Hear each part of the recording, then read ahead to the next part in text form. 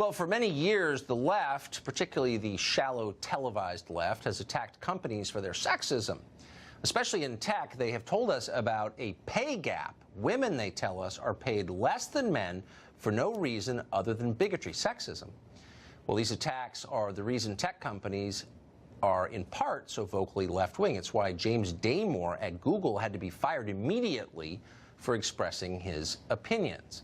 At Google, leaders decided to do an internal investigation on the question of the pay gap. They reviewed every employee's job, every employee's performance to see if there was sexism lurking in the hearts of their employees and reflected in their paychecks. And it turns out there was sexism. They found quite a bit of it. There were thousands of people being paid less than colleagues doing the same work.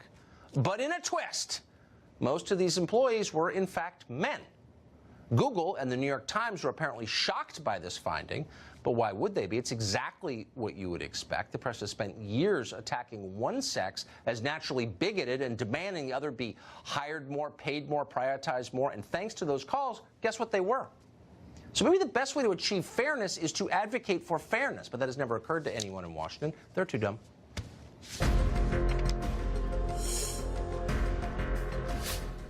Well, American tech companies used to, not so long ago, tout themselves as champions of freedom in American life.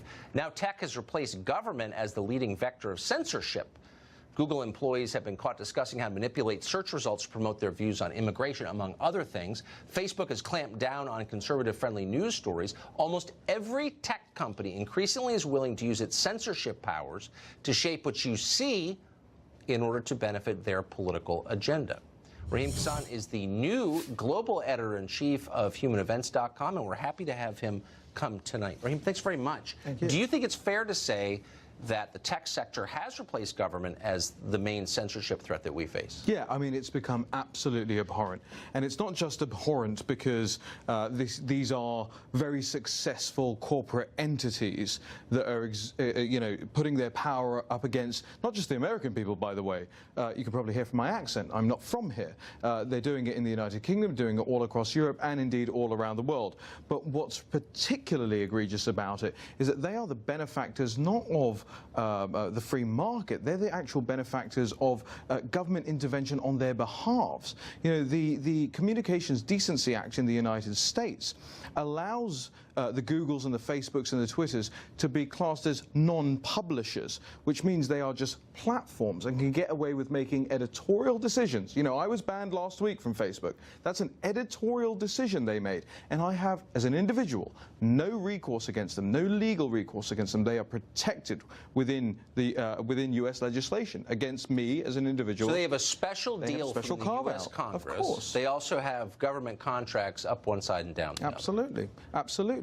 And so when people like me, you know, there are a lot of what we call, you know, the boomer conservatives out there who say, oh, but the free market, the free market, the free market. But it's not a free market. They're actually undergirded and underwritten by government intervention. So all we're saying is take that away, let us be able to sue them if we want to, and let's hear it out in the courts.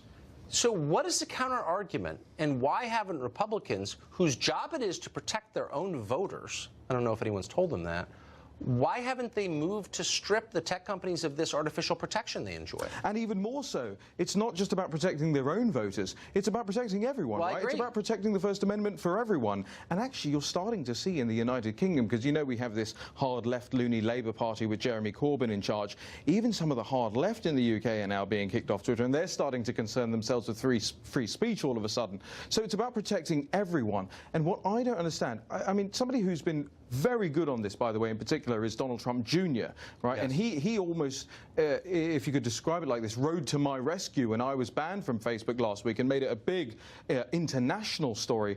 But it's not about me, and it shouldn't be about, like, people like me who can get Don Jr. to help me out. Ordinary people use social media to keep in touch with their loved ones, to get pictures of their grandchildren, and there's a big question mark, I think, over especially older people who use it to keep in touch with people who are being kicked off because they've said something incorrect or they've said something politically incorrect, right? And that's who I'm concerned about. And I'm afraid your congressmen, your senators, especially on the right, are just sort of sitting there and letting this happen. I think Republican voters especially should demand that the representatives do something immediately. Yeah. Like yesterday.